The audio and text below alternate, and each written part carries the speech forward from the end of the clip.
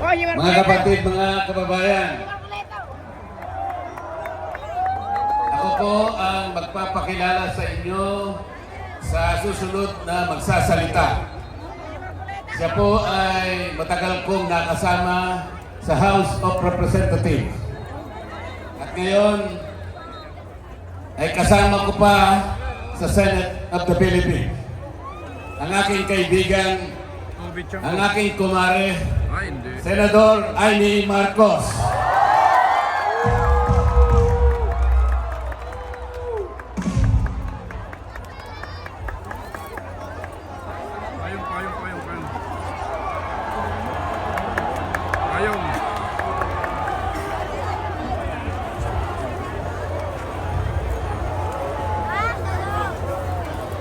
Magandang gabi po sa inyong lahat, mga mahal na kapatid. Ka-Israel, ka-Bien, ka-Earth, ka-Arnel, lahat ng ating minamahal na kapatid. Higit sa lahat ang classmate ko mula Congress hanggang Senado, Senador Manong Dante Marcoleta. Napakahirap po ang pumunta, tumayo, at magsalita sa inyong harapan. Pero noon pa man, alam kong walang madali kapag ikaw ay Marcos. Nanginginig ako at ang aking boses, hindi dahil ako'y natatakot sa inyo, kundi dahil nalulungkot po ako. Ipagpaumanhin ninyo kung sa gitna ng pagsasalita ako, ako'y hihinto, hihinga dahil sa bigat ng aking kalooban. Pero hindi yan ang dapat kong ihingi ng paumanhin. Hindi yan ang kasalanan ko sa bayan na dapat ihingi ko ng tawad. Narito po ako dahil sa tawag ng Iglesia ni Cristo para sa transparency, accountability, at hustisya. At dahil sa tawag ng sarili kong konsensya, bilang senador, bilang kapatid, bilang Pilipino. Bata pa lamang kami ni Bongbong. Alam na ng buong pamilya ang problema sa kanya.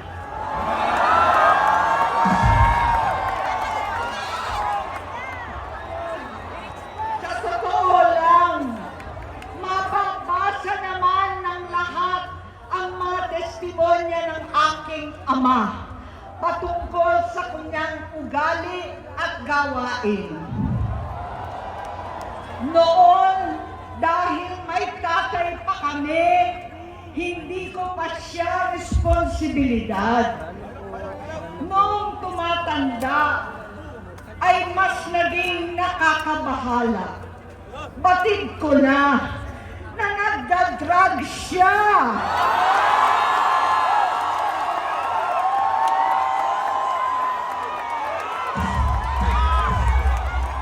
Nalaman ko at ng pamilya, nalaman ng pamilya, seryoso ito. Minsan, kami ng Presidential Guard at Metro Bomba ang naglilinis tuwing nagpa-party po sila.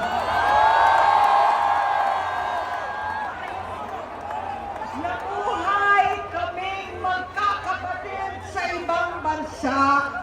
Kami-kami lang. Kinumbinsi ko pa si Bongbong. Pakasalan mo na si Lisa. Naisip ko noon, kapag nag-asawa siya, malalagay na sa tahimik at magkakaroon ng direksyon. pagkakamali ko. Mas lumala ang kanyang magkalulong sa droga.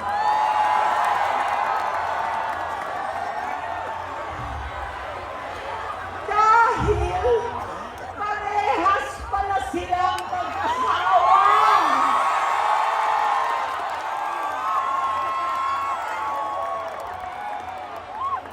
Naging gobernador siya ng Ilocos. Alam ng mga tao doon na halos hindi siya pumapasok.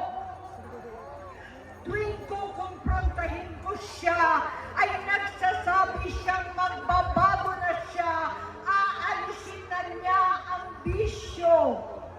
Hanggang sa may nagsumbong na naman sa akin na sa paggising pa lang sa umaga, kasabay ng almusal, marijuana pala.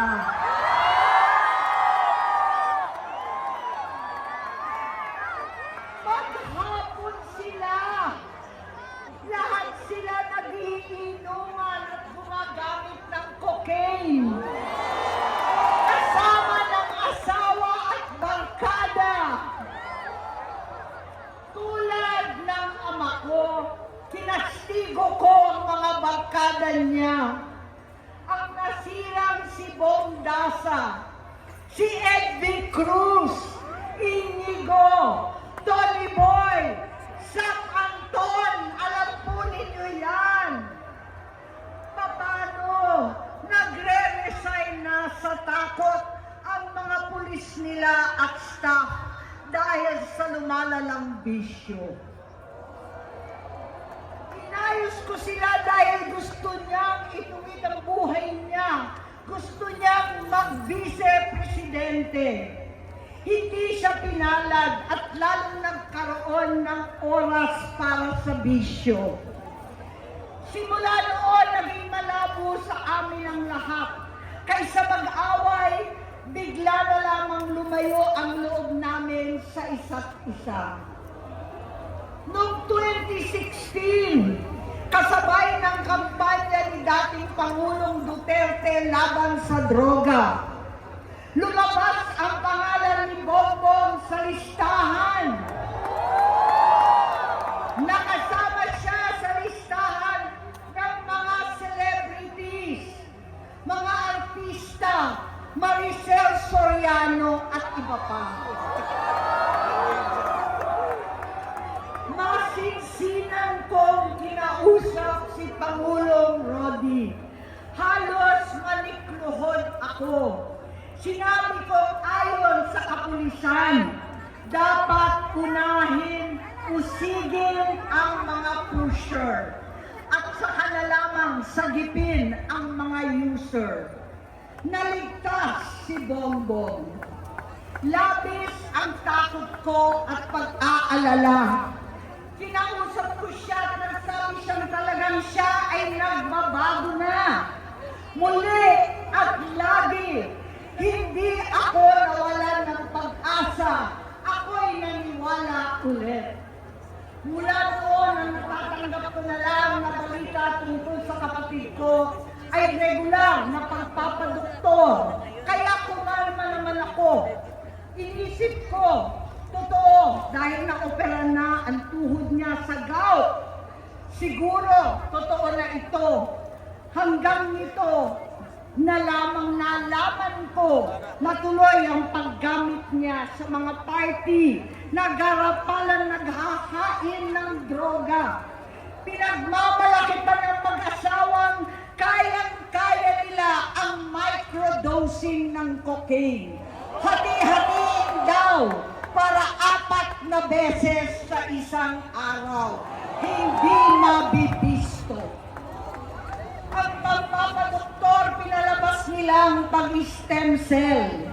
Nagpapalit daw ng dugo, nagpapa-blood transfusion.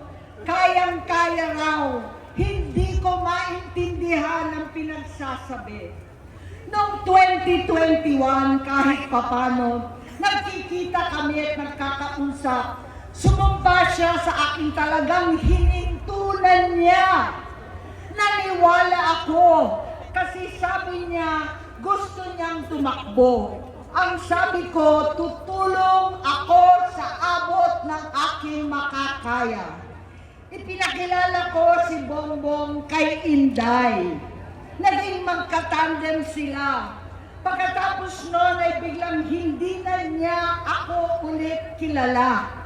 Kahit si Inday, nagtataka, bigla akong naitsapwera. Kahit ganon, nakampanya pa ako para sa kanya, kahit si Inday na lang ang aking nakakausap.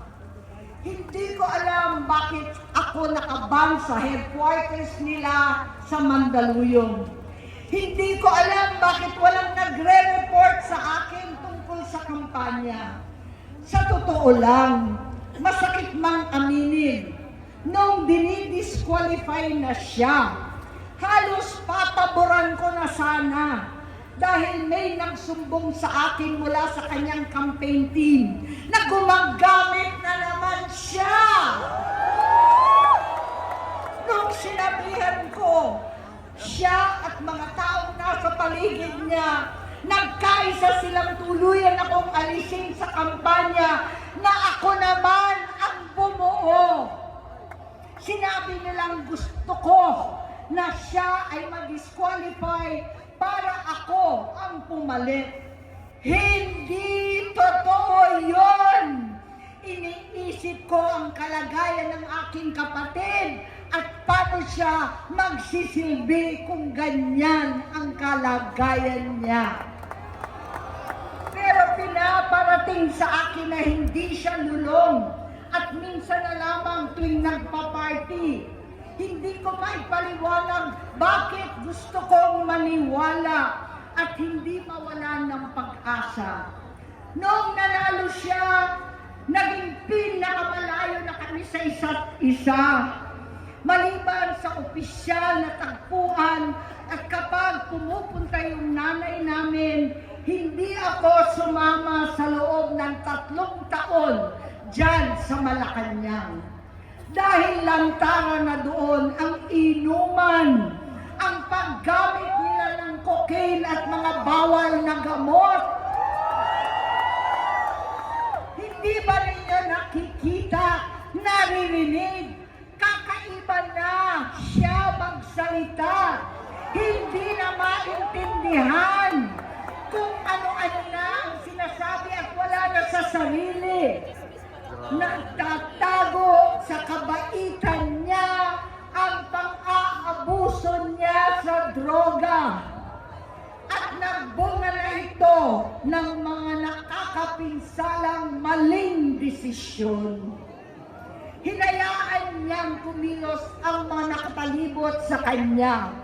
Yung mga umaastang presidente habang nilululong siya ng mga ito. Hindi na kami nagkausap. Sa harap ng publiko, pinipilit kong magmukha kaming maayos. Pero wala na kaming koneksyon. Hindi ko hinihiling na maunawaan ninyo ako, lahat kayo. Sa palagay ko, ang makakaunawa lamang sa akin ay ang mga pamilyang may pinagdaanan sa adiksyon, sa inom, sa sugal, sa alak, sa bisyo, higit sa lahat, sa droga. Pag hindi ko siya nakakasama, kung aking loob na ipasok sa institusyon, ipagamot, iparehab ko na yan. Pero tuwing maghaharap kami noon, hindi kaya ng aking kalooban na gawin yon. Tuwing magsasabi siya sa akin na magbabago na siya, hindi ko siya kayang tiisin. Hindi ko kayang ipagkait sa kanyang pagkakataon at pagbabakasakali. Umaasa ako at laging nananalangin na sana, oo nga, nagbago na siya. Hanggang dumating ang 2024 at 2025, yung bisyo niya na ang dahilan ng pagbaha ng korupsyon, kawalang direksyon, at maling-maling mga desisyon. Walang accountability, wala nang hustisya. Hindi na niya alam ang nangyayari. Hindi na pinapaalam sa kanya ang mga pangyayari. Sinamantala ng mga ito ang paggamit nila ng droga. Kinangkam na nila ang kaban ng bayan habang ang mga dating tumatawag sa amin ng magnanakaw ay nakakita ng pagkakataon sirain ang lahat. Nagagamit na nila si Bongbong para sirain si Inday. Itinutulak pa nila si Bongbong at ang bayan sa bangin para umastang tagapagligtas. Mula sa pagtraidor o pagpapahamak kay VP Inday, sa confidential funds na kung tutuusin ang galing naman sa opisina ng Pangulo, hanggang sa pagpadukot sa dating Pangulong Duterte para itapon na lamang sa ibang bansa. Ang kabaitan ni Bongbong ay naging kalupitan. Garapalan ng pagtatakip sa kanya ng mga nasa Congress, sa Senado, mga miyembro ng kabinete. Kitang-kita na ng taong bayan, wala nang puwang ang kahihiyan. Para bang nauulit ang bangungot ng kasaysayan dinanas namin noon. 68 years old po ang tatay ko nung pinatalsik sa pwesto. 68 years old na rin si Bongbong ngayon. November 17 din, noong 2021, nung nakumbinsi ko si Inday na magbise kay Bongbong. November 18 po, bukas, ang ikatlong araw natin. 9 na taon na nakakaraan, saktong November 18 pa talaga, na pinalibing ni Pangulong Duterte ang tatay ko sa libingan ng mga bayani. Halo-halo na ang aking nararamdaman, pero alam kong ito ang dulo at hangganan ng aking pagtitiis at pananahimik. Hindi na tayo mananahimik! Dahil nalaman kong pati ang mga anak niya ay nagdodroga na. Kinasusuklaman ko pa ang pag-alok ng mag-inang si Sandro ng droga ang aking mga anak at iba pang mga kamag-anak. Yan ang hindi ko na mapapalampas. Sa loob ng halos 4 na dekada, wala akong ibang pinangarap kundi maipakita sa sambayanan na hindi kami masamang tao. Hindi masama ang pamilya Marcos. Gusto kong ibangon ng dangal ng aking ama. Sa pamamagitan na nagpagtatrabaho para sa bayan, sinikap kong maging mabuting gobernador, kinatawan, senador. Hindi ako halos nagpapahinga para makapag-iwan sana ng legasiya na kapag sinabing Marcos, nabawi na namin ang tingin sa nakaraan.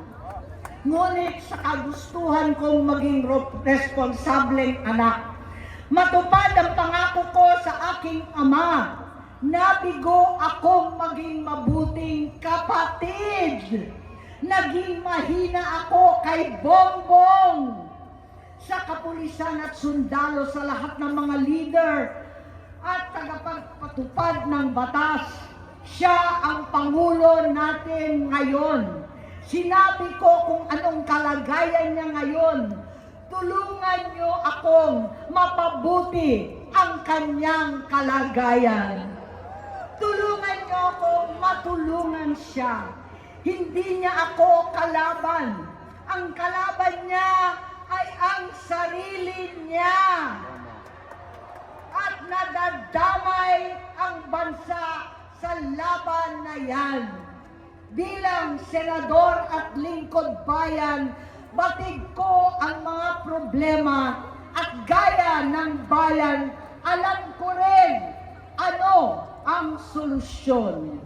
Sa pagkakawatak-watak, patuloy na pamumulitika, pagnanasa sa kapangyarihan ng mga talunan naman, kaguluhan sa Mindanao, alanganing gyera sa China at Estados Unidos, kawalang pananagutan sa flood control scam, garapalang takipan, panggigipit sa hindi kaalyado, pagkakanulo sa kapwa Pilipino, pagdakip sa dating Pangulong matanda't may sakit upang ihagis lamang sa bansang dayuhan, pagsadsad ng piso, paglaganap ng gutom, paghihingalo ng ekonomiya, at pagsasawalang bahala sa taong bayan.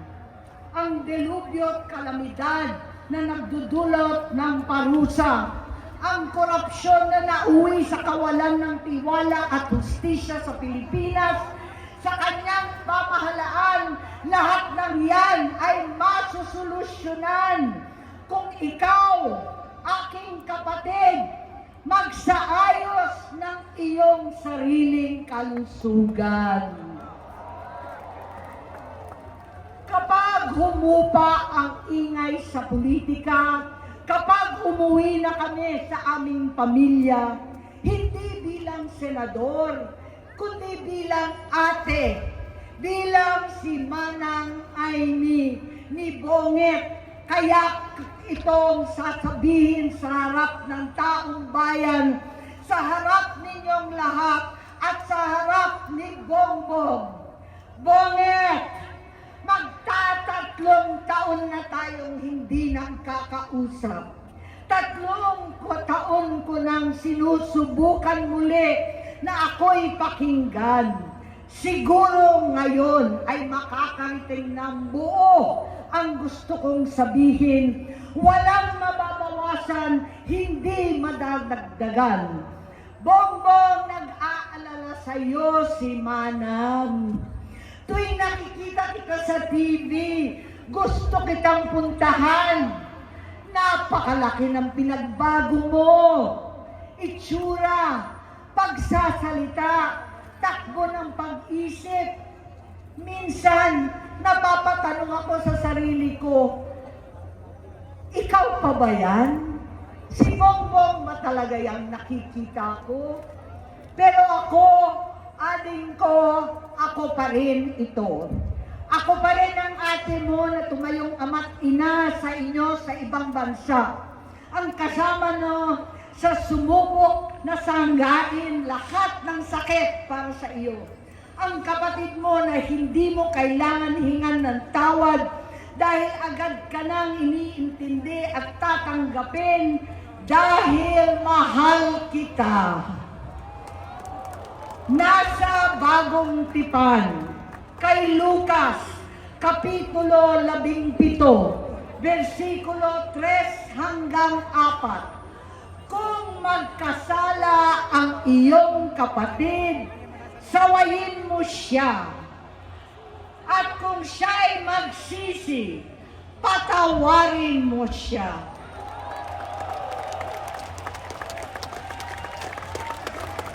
Tama na, ading ko.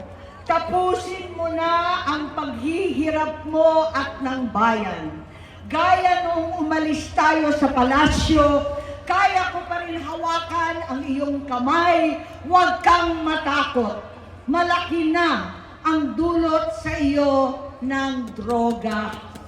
Sinisisi ko ang sarili ko dahil hindi ako nakinig sa mga sumbong. Hindi ako nakialam. Hindi ako maniwala, pero hindi pa huli ang lahat. Tama na, ading ko. magpahinga na tayo. Umuwi na tayo. Magpagamot, magpagaling at nangangako ako, hindi ako malilingat, hindi ako magkukulang. Lahat ng kasama mo ngayon, hindi natin kasama sa pinakamadilim na bahagi ng buhay natin. Kasama mo sila ngayon dahil nasa taas ka pa. Ako at ang ating mga tunay na kapatid dito sa Luneta ang kasama mo kahit magdilim ulit ang lahat. Talikuran mo ang iniisip at ibinubulong nilang ambisyon. Unahin na natin ang kalusugan mo dahil sa adiksyon na bigyan mo ng malubhang karamdaman ang buong bansang Pilipino. Matatanda na tayo, sakitan na si Mami, alagaan na lang natin ang isa't isa. Kaliwat kanan man ang panghuhusga sa akin, malinaw sa aking puso na dapat mauna ang Diyos, ang bayan, pamilya at sarili. Hanggang sa mga oras na ito, Bonget, gusto kong malaman mo na hindi kita sinusukuan. Hindi ko kakayanin kung mapapahamak ka.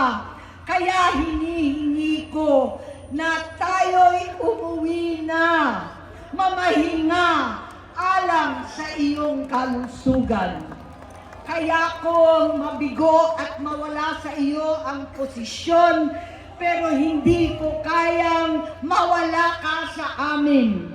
Ayusin mo ang sarili mo.